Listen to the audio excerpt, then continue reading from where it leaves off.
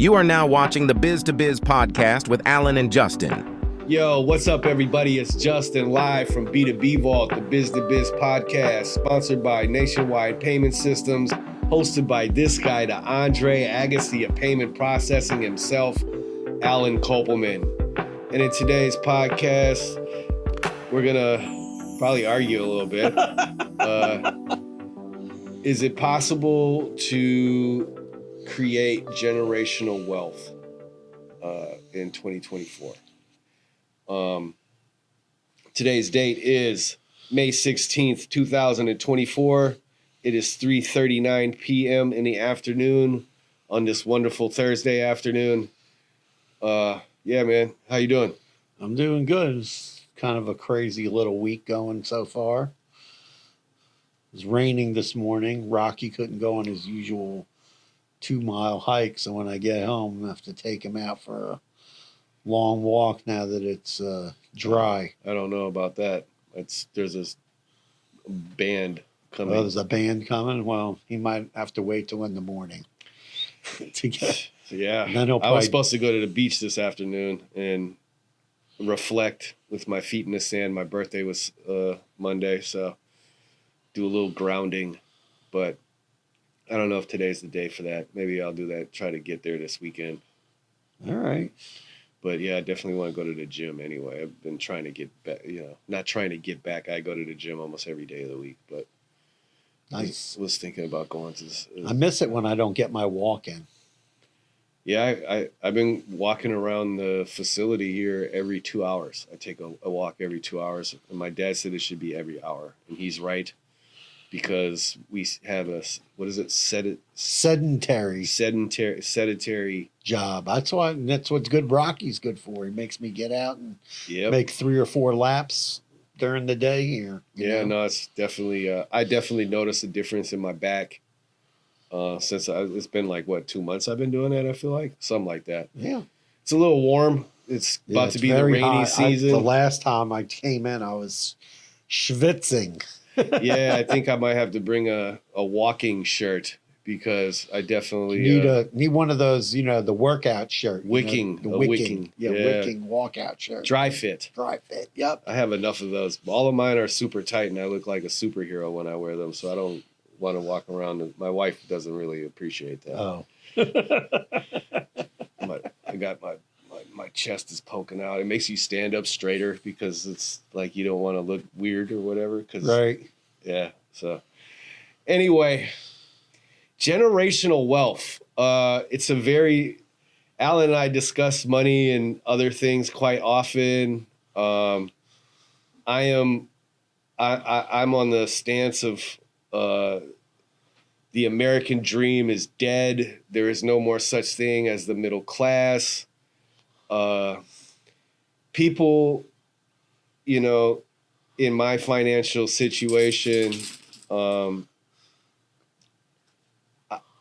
it looks very bleak when you look into the future of what my life might turn out. Anyway, it's just it's just not feasible. It's no shade at Alan here, you know what I mean? He pays us what he could pay us, and it's a small business, and it is what it is. So it's like, I just don't see, I can't afford to buy property. I know that, you know what I mean? And that's really I think the way in for creating generational wealth is investing in property. Somewhat. I mean, a lot of people will say, my stepdad used to tell me, dirt, they don't make any more dirt, no more land. So if you have land, then, land you can view land in a couple of different ways. Land, can go up in value, or if you buy a house, your house can go up in value. And then one day, one of two things is going to happen. You're either going to A, sell that house and turn a profit on it, or B, you're going to give that house to your kids so they can live there and something like that. So, There's, different things. Some of the stuff that disturbs me about, wealth in the United States is we see a lot of athletes. I mean, I saw a video yesterday about the guy on the Celtics signed some like insane contract last year or something. Brown. Okay, whatever. Millions. No, I'm just saying there are people that are getting millions and millions of dollars, but what are they? What do these people do with all this money? Does it go back into the economy? We're not talking about people who are making millions of No, dollars. I'm just talking about those are the people who you're not going to get wealthy from the government. Okay, so everybody's got the wrong idea that the government is here to rescue everybody. Ronald Reagan, I know Justin doesn't like Ronald Reagan, but the sentence you don't want to hear is, "Oh, we're here from the government and we're here to help." The government's not helping anybody unless there's some whatever sneaky, snaky deal going on. The government, unfortunately, I have views of the government that you probably don't agree with. I think the government takes our money and wastes it. Okay? We don't need to be. I have no argument here. We don't need to be spending gazillion dollars on all these people coming across our border. We don't need to be spending money. We don't need to give U.S. federal tax dollars. That's for, if you read the Constitution, okay, the tax money is supposed to be for the good of everybody, right? Mm-hmm. So if it's the good of everybody, why do we need to give $5 billion to California to build some tunnel in Silicon Valley so people can drive their Teslas through some tunnel over there, right? That's not benefiting everybody in the United States. It's benefiting the people who live over there. It's not benefiting me in Florida. It's not benefiting you. What does this have to do with generational wealth? Well, that's what I'm talking about. We're just the government's just taking all the money and just wasting the tax dollars that they don't need to spend. So they don't need all this money that they're collecting from us. Okay. And if they weren't collecting so much money, they wouldn't have all this money to spend and print money, and basically they create artificial inflation. Okay. Because you can't do what they're doing in California. Look what they did in California. Oh, we want all these restaurants that are QSR, quick service restaurants, fast food. Everybody's got to pay $20 an hour. Well, now you took all these, you're paying everybody $20. The people who were making $20 now are making more money and more money. So what do? The business owners, they're not going to lose money. And people have a wrong idea about business owners. I think everybody that owns a business is clocking down $1 million a year or making 150 grand a month. I mean, it's just not the truth. A lot of people just don't understand money. Right. Yeah, but what I'm saying is if you keep raising, or they've never owned a business. Right. But what I'm saying is if you keep raising costs, okay, the costs up, which is labor, you keep raising up tax rates, okay, you keep raising up, that all just trickles down to raising up prices. It's an artificial tax on the public. So if you raise wages, right, then the business is going to raise their prices, and then the public's going to go in there and have to pay more for the same thing that they were paying less for. Okay, I go in the store and I buy groceries. Makes me sick. I go in there, I'm spending almost double what I was spending. How many items did I have in my hand that day? Like 5. How much do you think that cost? Probably $30. A little bit higher. Okay, but yeah. $40. Yep. No, it's crazy. That's what I'm trying to tell you. Like, it's crazy. It was 3 bananas. Yeah. A thing of almond, a small container of almond milk, a jar of peanut butter. Right. And this put it up. The protein powder, I bought it because it was only $20. Right. So I don't know if they mislabeled it or something, but that's probably why there was only 2 left. Oh. Because it was Garden of Life, and I was like, $20.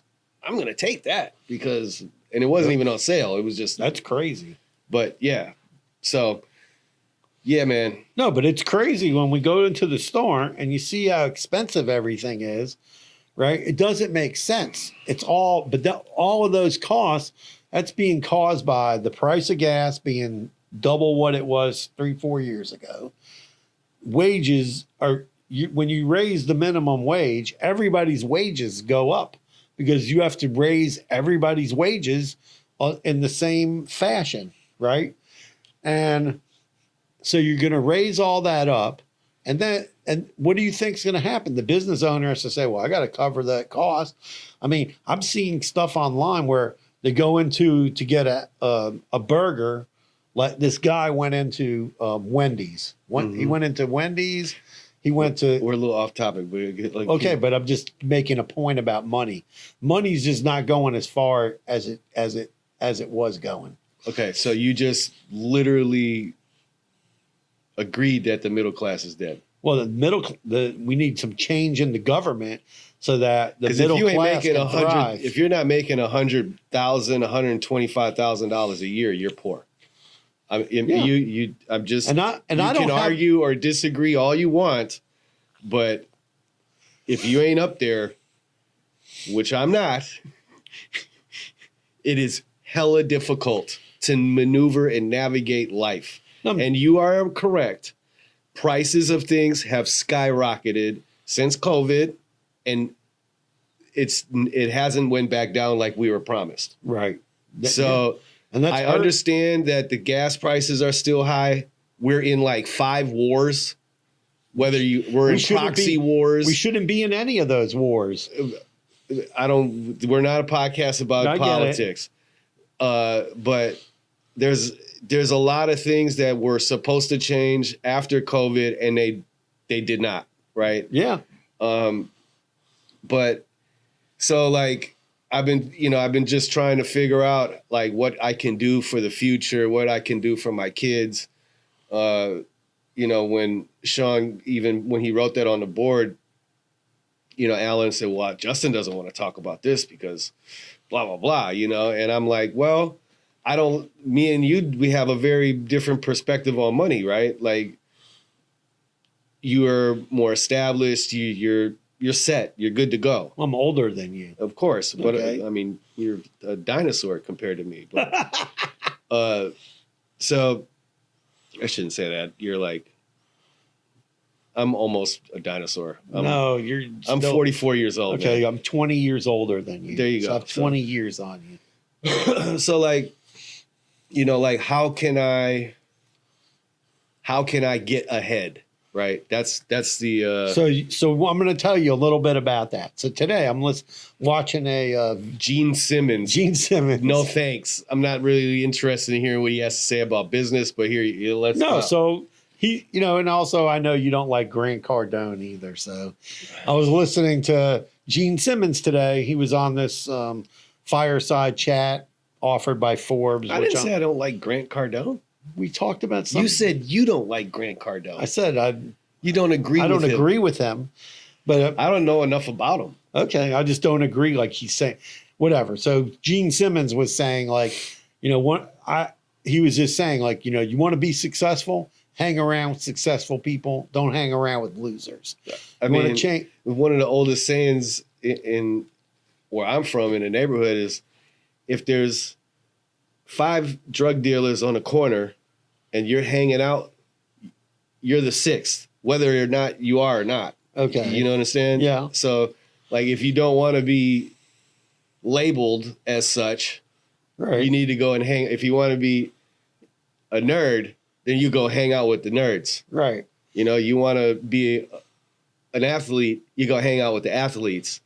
You want to be a millionaire, you go hang out with the nerds and the guys who are millionaires already, right? Yeah. So or people who are working their way towards that. No, but it's just like, he was also saying, like, he came from very humble beginnings. He used to go to the library. He didn't speak very good English when he came to the States. And by the way, he's talking about Gene Simmons from Kiss. Yeah. He's mega rich. Now he is, but he wasn't when he wasn't. His mother was a Holocaust survivor. Right. And he came, and I guess they went to Israel and then they came to the U.S.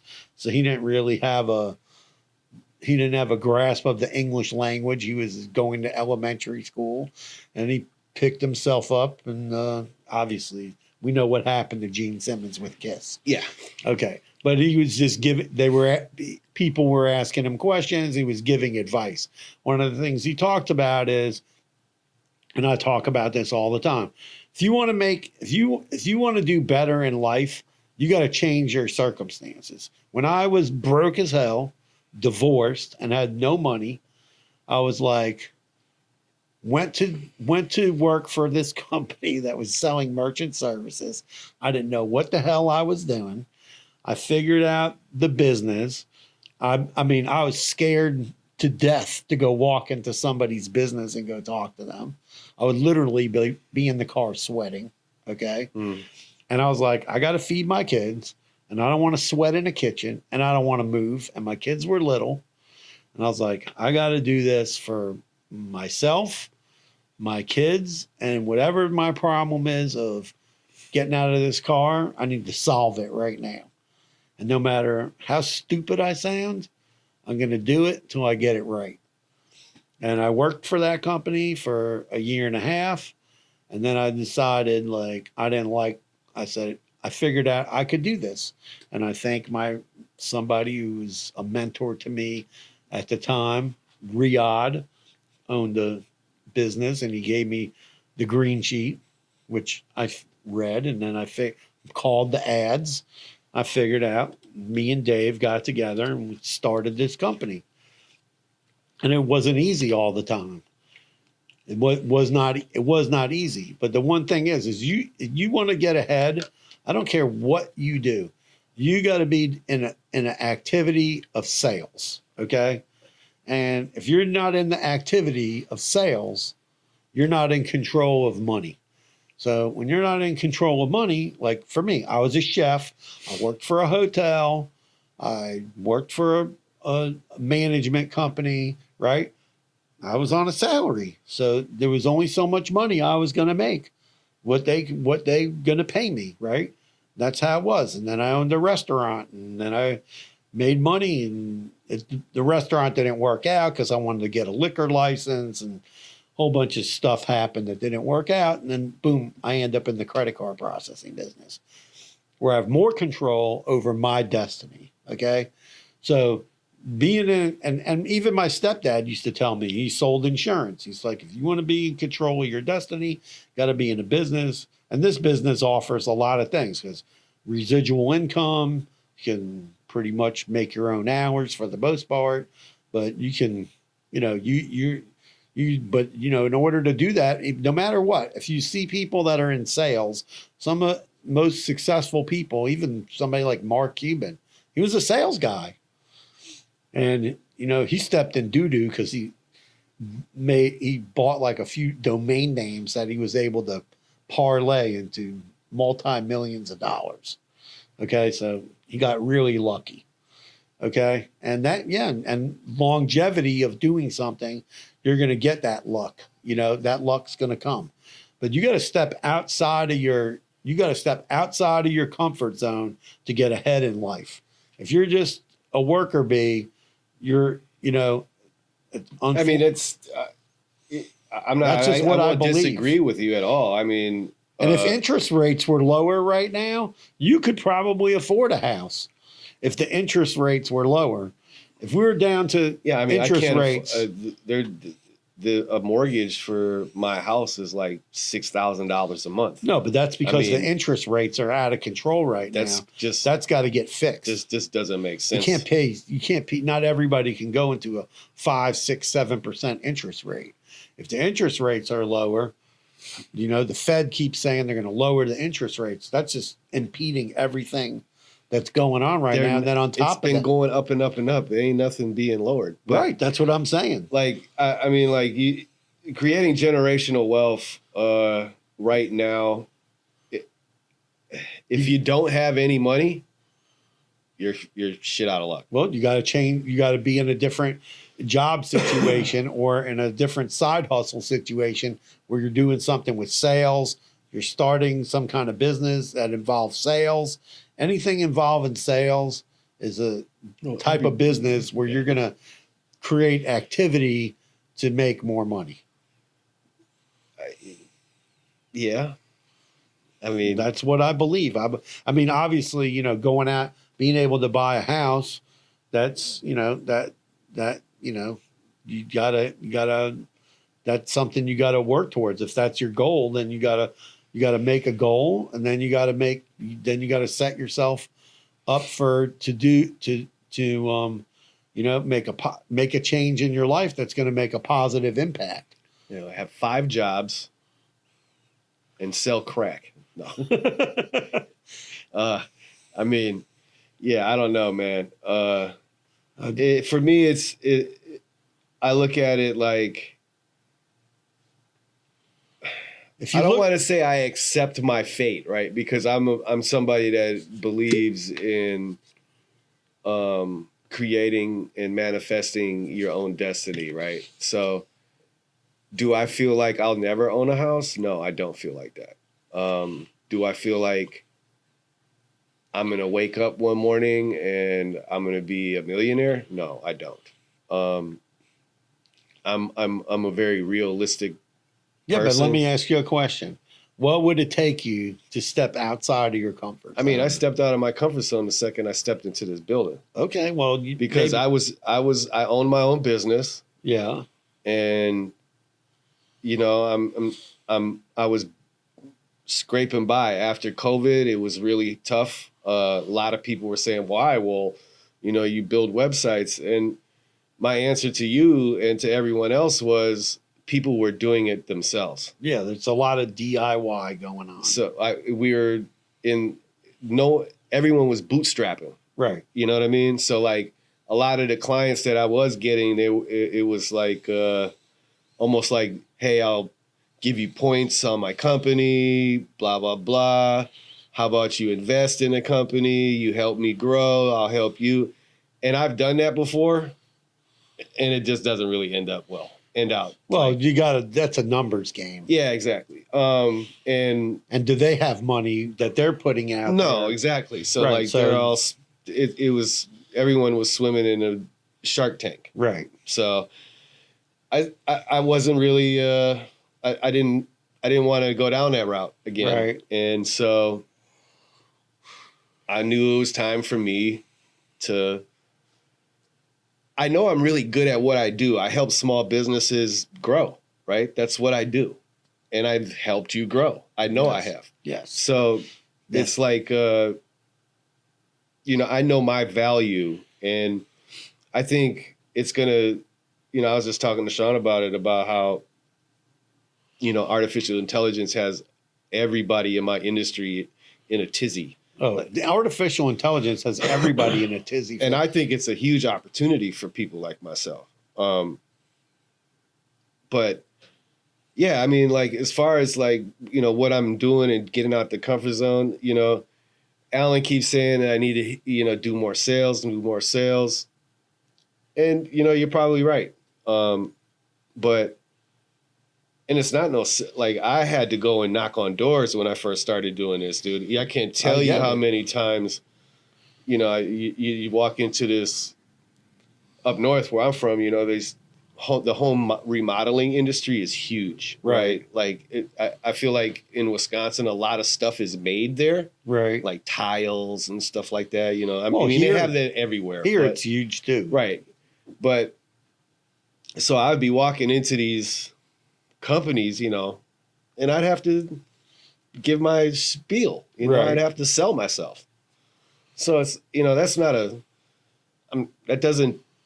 taking me out of my comfort zone at all, right? Like I'm not uncomfortable talking to people. Okay. At all. Like, I've been through too much stuff in my life to be afraid of talking to someone. I get it. You know what I mean? I've slept next to killers. So it's like, come on, bro. You know what I mean? You got to relax. Don't come around here, Justin.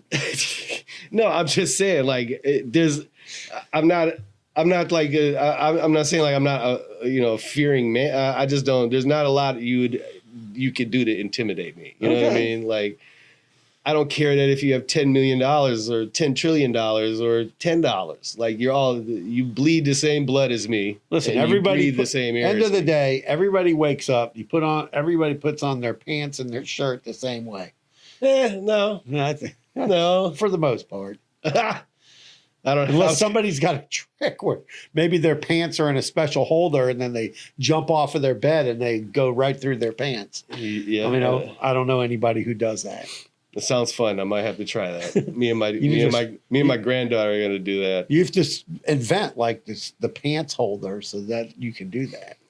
A special holder holding onto the pants, and then you jump off your bed into the pants. Yeah, I wish I would have had, because this is a wild little thing. I used to talk to one of my daughters about shoe covers. How about when we were kids, we would put plastic shopping bags over our new sneakers if it was raining on the first day of school. Right. And now they literally have the shoe protectors that you zip up. Yeah, I've seen that. That's crazy. And that's huge. Yeah. It's a huge business. So, I mean. And there's people that wear those outside because they don't want to get their $1,000 sneakers messed up. Yeah. Yeah. But they still want to show them and wear them. Right. Well, they take it off when they go inside. No, they're see-through. Oh, they're see-through? Yeah, Oh, that's it's crazy. clear. But, I mean, creating generational wealth in 2024, in my opinion, I'm not saying it can't be done, but you're in for a hell of a fight, right? And Alan's 100% correct. You're going to have to take some serious risks. The ideas that you have on your whiteboard at home, Yeah, but it's time to implement that shit. It might not be a risk of money. It could be a risk of time. So you might have to say, I got to put in some extra time. I mean, you might have to quit your job. No, you could start it on the side. I'm saying If you're working Monday through Friday. At some point, you're gonna have to quit your job. Well, yeah, if it's bringing in income and that's the time to make the move, then that's when you make your move. Yeah, Yeah, for sure.